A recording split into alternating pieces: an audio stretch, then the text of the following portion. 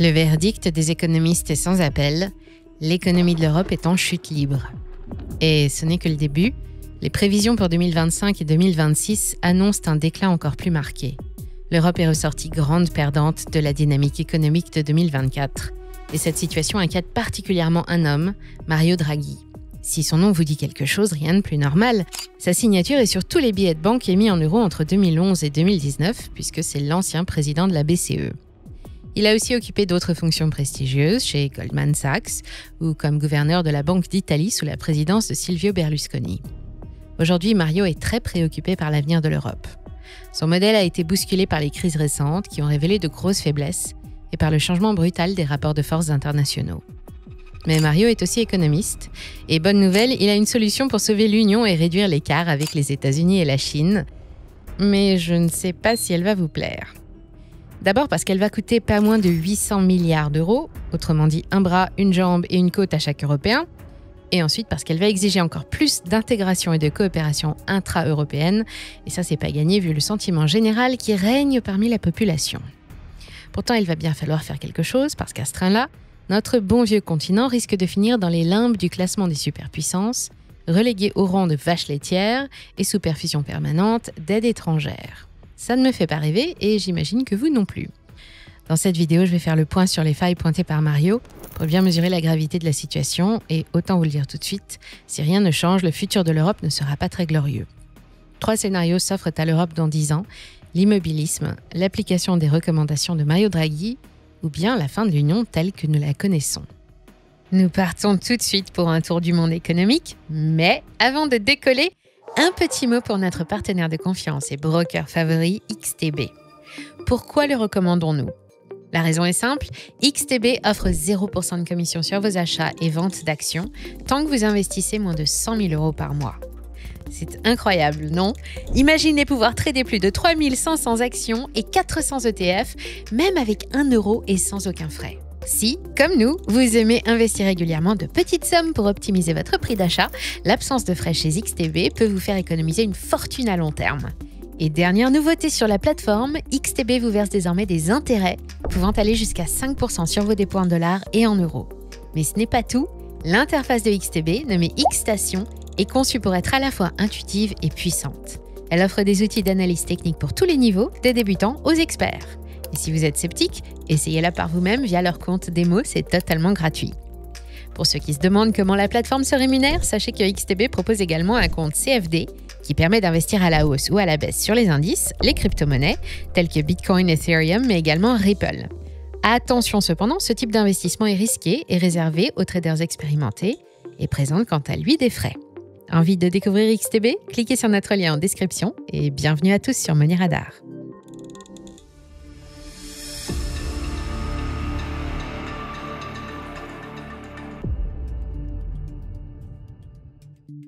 Il y a 100 ans, l'Europe étendait son pouvoir et sa puissance commerciale sur tous les continents. Il y a 70 ans, elle a souffert, mais elle se reconstruisait et restait une référence en matière de progrès scientifique et intellectuel. Il y a 30 ans, elle semblait sur le point de consolider son rôle de leader économique mondial grâce à l'euro et à son influence commerciale. Mais depuis, et en dépit de la création d'une union politique et économique à Maastricht en 1992, le puissant phare européen décline inexorablement et ressemble plus désormais à un bon petit feu de cheminée. Le 17 septembre dernier, Mario Draghi a remis au Parlement son rapport sur l'avenir de la compétitivité européenne et il ne prend pas de gants pour expliquer la panade dans laquelle on s'est fourré. Bon, il ne le dit pas avec ces mots-là, mais c'est l'idée. Le commerce mondial ralentit, l'échiquier diplomatique se fragmente, les avancées technologiques s'accélèrent et parmi les grandes économies du monde, l'Union européenne est actuellement la plus vulnérable à tous ces changements. D'abord parce que les pays de l'Union font partie des plus ouverts au monde, avec un ratio commerce-PIB supérieur à 50% contre 37% en Chine et 27% aux États-Unis. Plus d'un produit ou service européen sur 2 est vendu à l'étranger, ce qui révèle aussi le manque de dynamisme du marché intérieur. 450 millions de consommateurs qui ont vu leur pouvoir d'achat fondre de 15 à 20% en 2 ans et demi d'inflation. Ensuite parce que l'Europe est bourrée d'addictions. Elle est dépendante d'un nombre limité de fournisseurs stratégiques.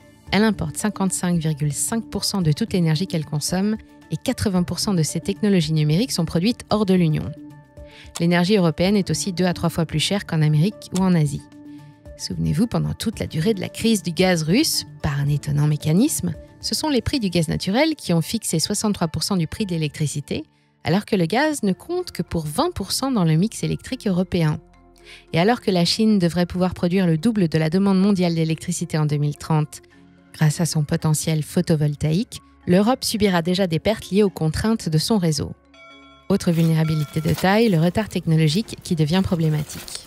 Parmi les 50 plus grandes entreprises technologiques mondiales, seulement 4 sont européennes.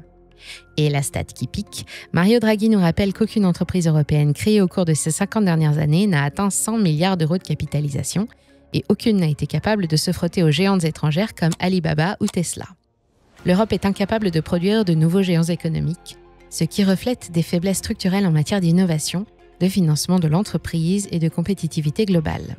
Dans ces conditions, pas étonnant qu'entre 2008 et 2021, un tiers des licornes européennes aient délocalisé leurs activités à l'étranger, en particulier aux États-Unis, comme la roumaine UiPath et la française Black Market. Enfin, dernier constat, l'Europe n'est pas prête pour se défendre. Seulement 10 États membres respectent les accords de l'OTAN et consacrent au moins 2% de leur PIB à la défense. C'est trop peu, surtout si Donald Trump décide demain de suspendre la participation des États-Unis. En 2022, moins de 20% des achats d'équipements de défense ont été réalisés dans le cadre de projets collaboratifs. Et près de 80% des approvisionnements militaires se sont faits auprès de fournisseurs non européens, avec en tête les Américains Lockheed Martin et Microsoft. Dans ce contexte, l'avenir de l'Europe suscite de vives inquiétudes. Mario Draghi redoute que notre vieux continent s'appauvrisse, perde son autonomie face aux grandes puissances mondiales et devienne ainsi moins libre de décider de son propre avenir. Ça, c'est très certainement ce qui se passera si personne ne fait rien. Ce qui m'amène à notre question du jour. À quoi pourrait bien ressembler l'Union dans 10 ans ? Si rien n'est fait, pendant que la récession s'installe, sans espoir de réindustrialisation, sans innovation, sans réforme de la politique énergétique ou sans assainissement des comptes publics, il y a de fortes chances qu'elle finisse oubliée dans un coin, réduite au rôle de simple spectatrice dans un monde dominé par les puissances américaines et asiatiques. Sur le plan économique, l'Union européenne pourrait devenir une zone de consommation plutôt qu'une terre d'innovation, un marché permanent où écouler les stocks de tous les produits du monde. Ces entreprises, étouffées par la bureaucratie, les normes et le manque de financement, continueraient à céder du terrain face aux géants américains et chinois. Les talents les plus brillants partiraient chercher fortune ailleurs et laisseraient le vieux continent vieillir sans renouvellement de ses élites. Sur le plan géopolitique, l'Europe resterait un nain militaire dans un monde de géants, une position peu enviable qu'elle occupe un peu déjà en 2025. Sa dépendance en matière de défense et d'énergie la rendrait vulnérable au chantage extérieur et les grands dossiers internationaux se régleraient sans elle. Enfin, les citoyens pourraient définitivement perdre confiance dans le projet européen.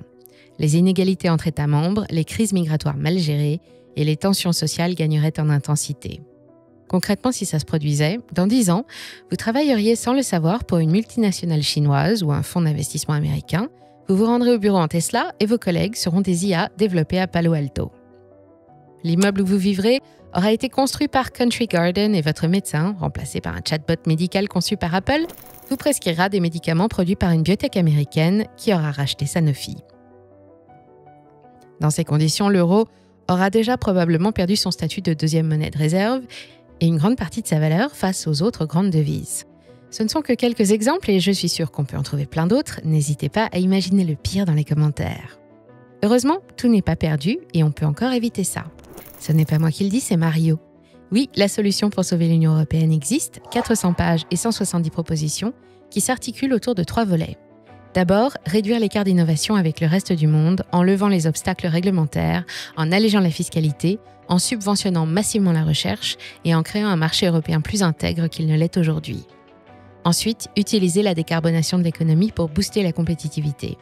Les prix d'énergie doivent absolument baisser vite et fort et bénéficier à tous les Européens. Là encore, chaque État membre doit s'engager dans une transition énergétique rapide et diversifiée qui intègre renouvelables, nucléaire, hydrogène et technologies de capture de carbone. Autre gros morceau, réduire les dépendances et renforcer la sécurité. Les industries essentielles doivent être relocalisées, les chaînes d'approvisionnement stratégiques consolidées, des usines de production de semi-conducteurs ou de batteries de voitures doivent fleurir en Europe comme des boutons d'or au printemps. Enfin, en matière de sécurité, les États membres vont devoir se fixer une politique étrangère commune une bonne fois pour toutes, et c'est encore un gros défi. Il suffit de regarder en arrière et de compter les dizaines de désaccords pendant la crise sanitaire, face à la Russie, l'Arabie Saoudite ou Israël. Au Parlement européen, l'ambiance est à peu près aussi sympa qu'à l'Assemblée nationale depuis 6 mois. Mais admettons que ce rapprochement se fasse et que tous les membres de l'Union se mettent d'accord sur tout. Même là, rien ne sera encore gagné. Parce que ce plan de redressement de l'Europe va coûter cher, très très cher. Il manque 270 milliards d'euros de dépenses en recherche et développement pour combler l'écart avec la Chine et gagner un peu de terrain sur les États-Unis. Il manque aussi 56 milliards pour atteindre le budget minimum exigé par l'OTAN en matière de défense et d'armement. Enfin, il manque 450 milliards pour réindustrialiser le continent, faire baisser les prix de l'énergie et poursuivre la transition vers le zéro carbone. En tout, le plan de Mario va coûter entre 750 et 800 milliards d'euros d'investissements supplémentaires. Ah oui, quand même, c'est pas donné. On peut rembourser en plusieurs fois parce qu'on est un peu juste là. Justement, oui. Mario propose de lancer un emprunt commun et si tout se passe comme prévu, si on suit le plan à la lettre et aux milliards d'euros près, dans 10 ans, il sera plus facile d'entreprendre dans un pays de l'Union et ce sera aussi probablement plus rentable qu'aujourd'hui, moins cher d'y travailler ou d'y vivre. Mais en échange, l'Union européenne aura contracté des centaines de milliards d'euros supplémentaires de dettes auprès de fonds d'investissement et de banques étrangères.